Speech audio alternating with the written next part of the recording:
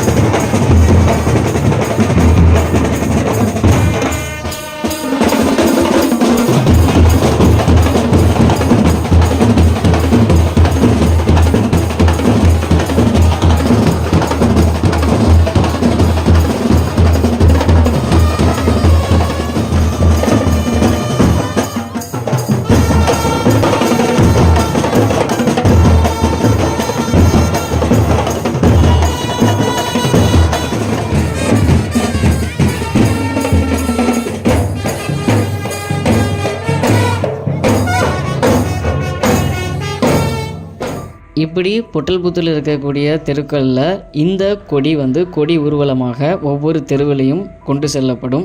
ஒவ்வொரு தெருவிலையும் ஒரு குறிப்பிட்ட இடத்துல நிறுத்தி அந்த இடத்துல இந்த ட்ரம்ஸை அடிப்பாங்க. அடித்து அதுக்கப்புறம் இந்த கொடி ஊர்வலமாக ஒவ்வொரு தெருவிலையும் கொண்டு செல்லப்பட்டு அதுக்கப்புறம் கடைசியாக நாகூர் ஆண்டவருடைய தைக்காவில் இந்த கொடியேற்றம் நடக்கும். பொட்டல்புத்தூரில் வடக்கு புதுமனை தெருவில் தான் நாகூர் ஆண்டவர் தைக்கானுங்கிறது இருக்குது.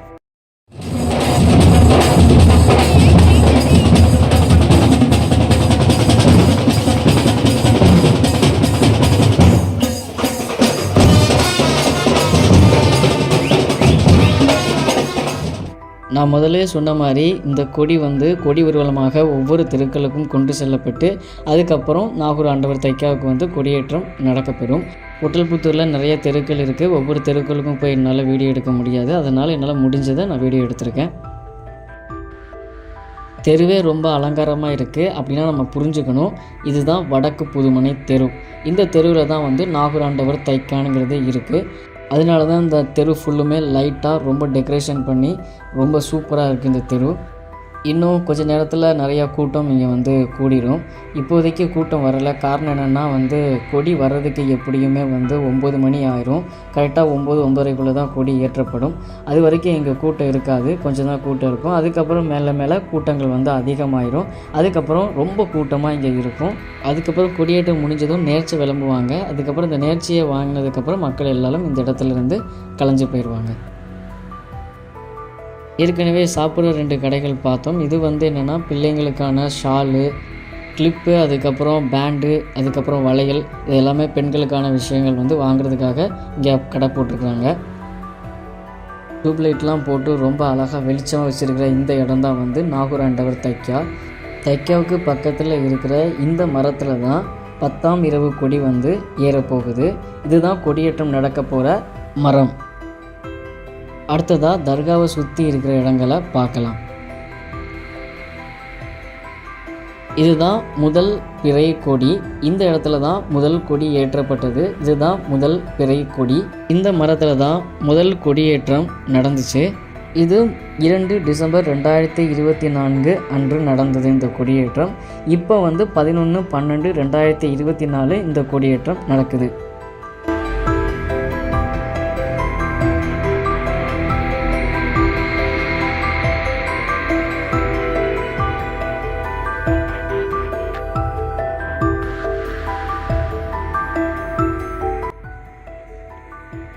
நல்ல அழகான முறையில் எல்லா இடங்களையும் சூப்பராக டெக்கரேட் பண்ணியிருக்கிறாங்க. பார்க்குறதுக்கு ரொம்ப அழகாக இருக்குது எல்லா இடங்களும்.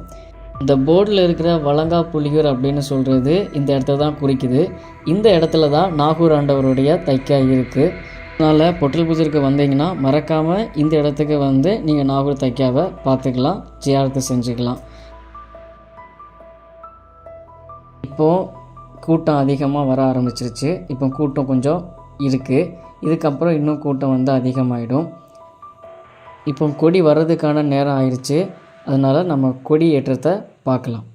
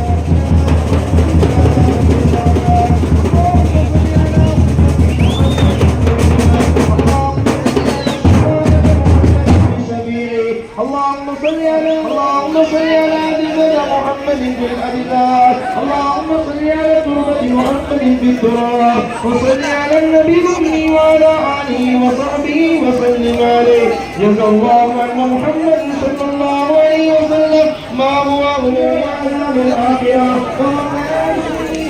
بالشهداء والصالحين اللهم إنا نسألك علما نافعا وعملا متقبلا ورزقا وحلالا طيبا وشفاء من كل داء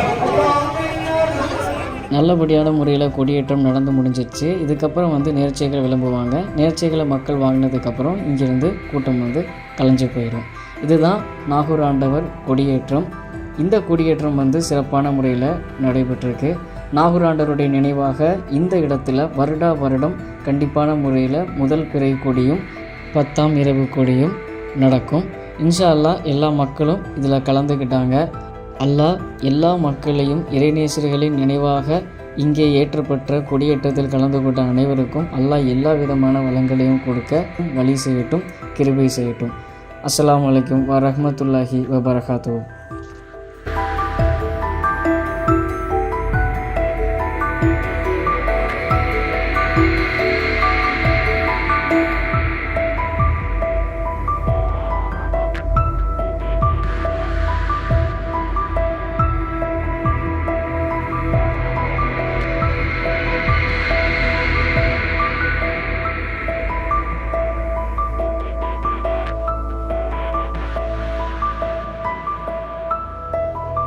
நாகூர் ஆண்டவர் தைக்காக்குள்ள நாகூர் ஆண்டவரின் நினைவாக இந்த விளக்குகள் வந்து காலங்காலம் எரியப்பட்டு வருகின்றன. இதுதான் நாகூர் ஆண்டவருடைய நினைவாக எரியப்படும் விளக்குகள்.